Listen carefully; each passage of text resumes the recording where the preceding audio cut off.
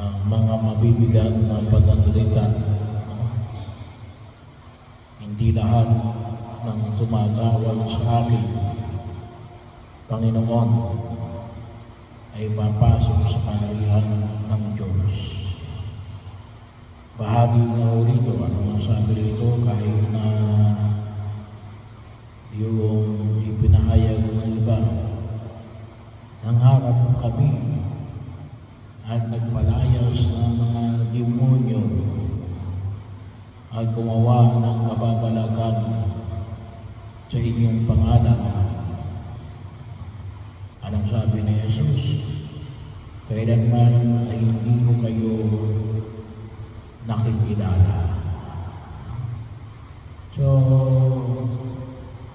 kalimitan sinasabi ko na mayroong dalawang pagtawag sa atin na hindi dapat natin i-mix up.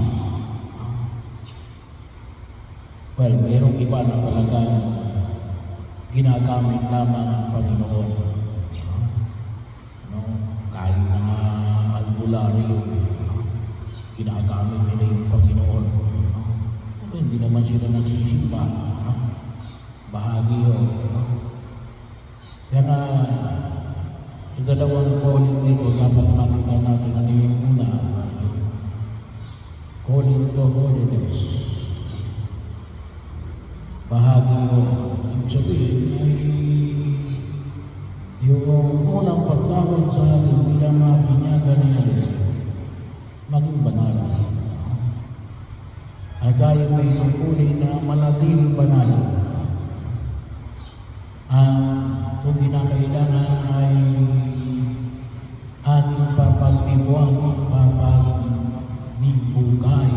pagpapagbugay o baguhin ang ating pagiging banal.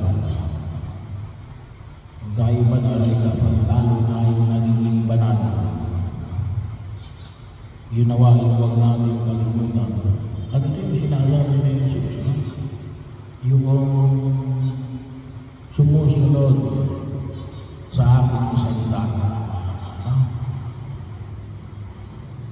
Yung pangalawa ay yung pagtawag sa pagkilos, call to ministry. Katulad na ibinahagi rito, kami nagpalayas ng demonyo, nangaral ng mabuting balita, o hindi kaya yung mga naglilingkod sa simbahan, yung mga kasama ng mga presyong pagsimba, kahit sabihin natin mga pari, mga madre,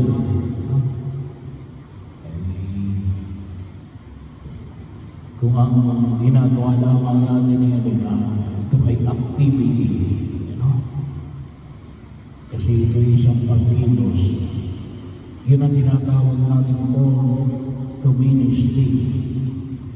Pero maganda ko yun, kasi may mga pagkilos, may gumagalaw sa mga gawain ng simbahan. Pero sabi nga natin, sabi ni Jesus, ay hindi ko kayo nakikilala.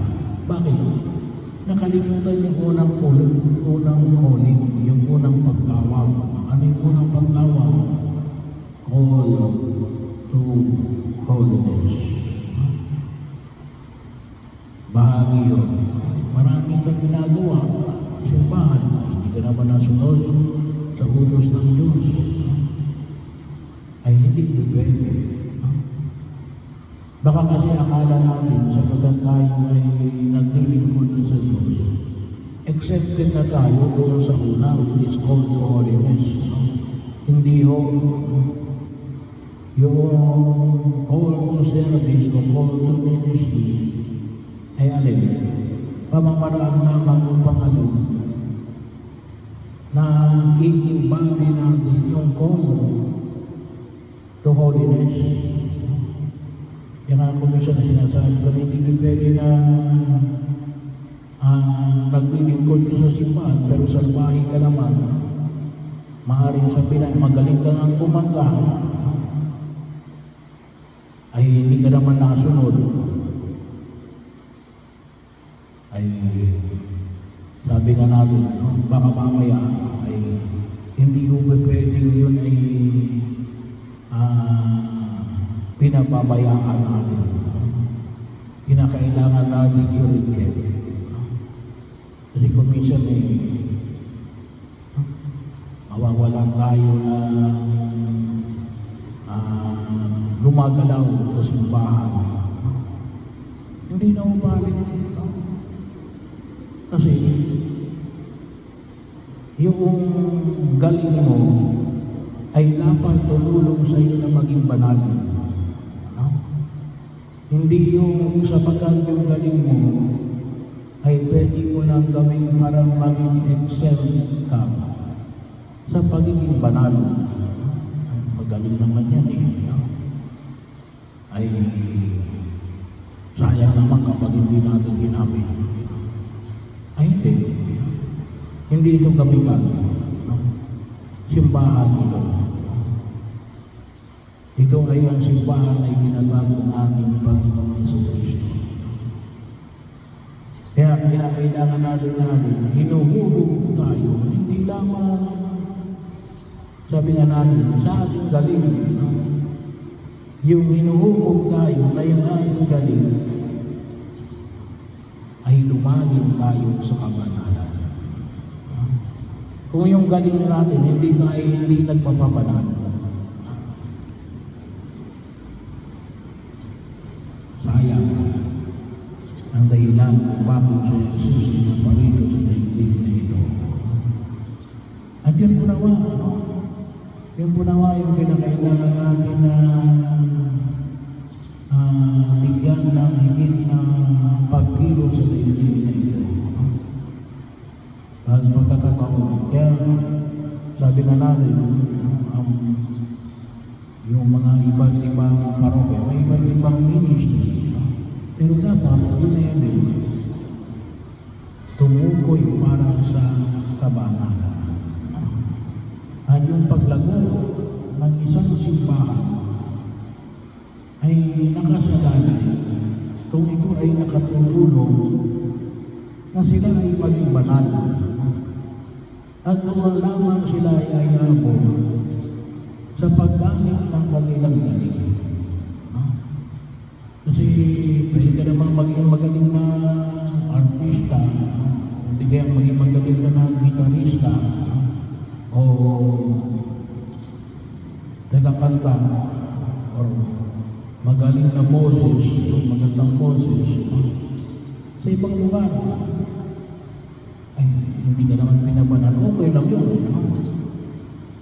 Kasi doon ka naman sa ibang banal, sa ibang lugar. Pero kapag nasa simbahan ka, dapat lalo kang pinababanal. Kasi yun ang dahilan. Bahagi yun na kung saan makita po natin.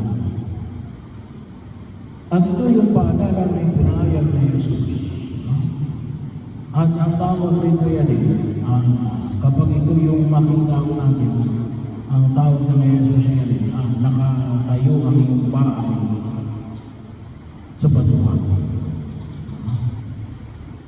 Kaya idalangin natin sa mga panahon may kapal. Kasi baka kasi tayo ay nami-misplace. Baka